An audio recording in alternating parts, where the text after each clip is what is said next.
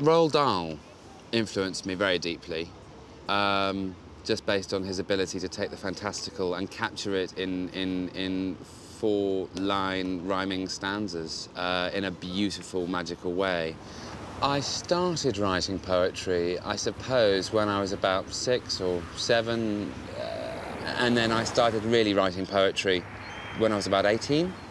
But I'd always kept my hand in, you know, through creative writing exercises, and I did English A-levels, so there was always, through my schooling years, some creative access.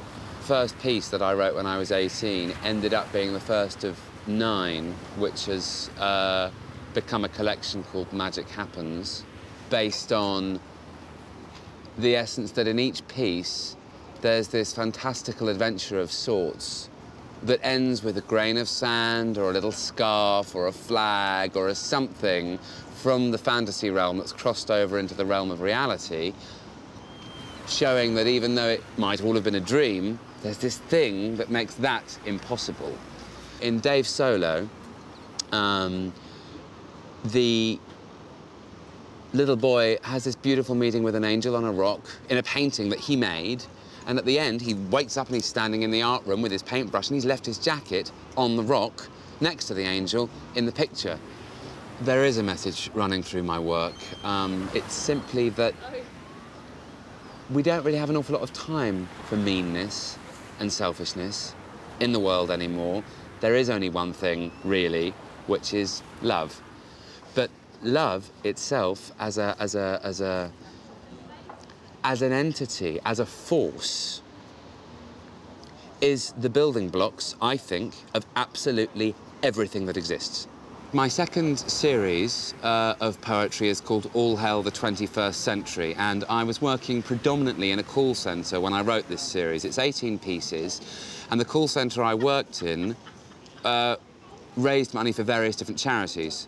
So I had frontline exposure on the phones to everybody from the RSPCA to Amnesty International, and the result was that I had a lot in my thought system at the time about sweatshop labour, promiscuity, wife-beating, abandoned children, starvation, famine, you know, HIV, terminal illness.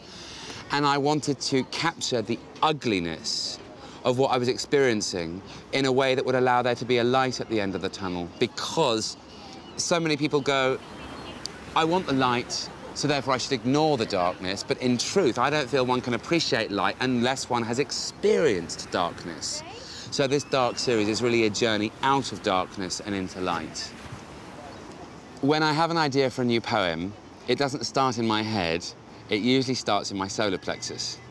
And it's here, and it burns, and it's like, oh, what is that? Oh, I need to write something, oh, and it's good. And then what happens to me is that I know roughly what the poem will be about. I feel that on the page that seems to be blank is this story already, and I've just got to very gently pick it out, word by word, and if I'm not careful, I can pick it out wrongly, but then I just unpick a little bit and carry on.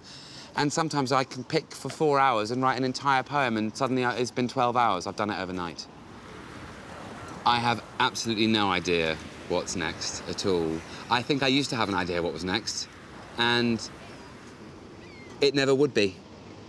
And as I get older, I'm learning that to not know what's next is the safest way, the only way, really, for the absolute best things to happen.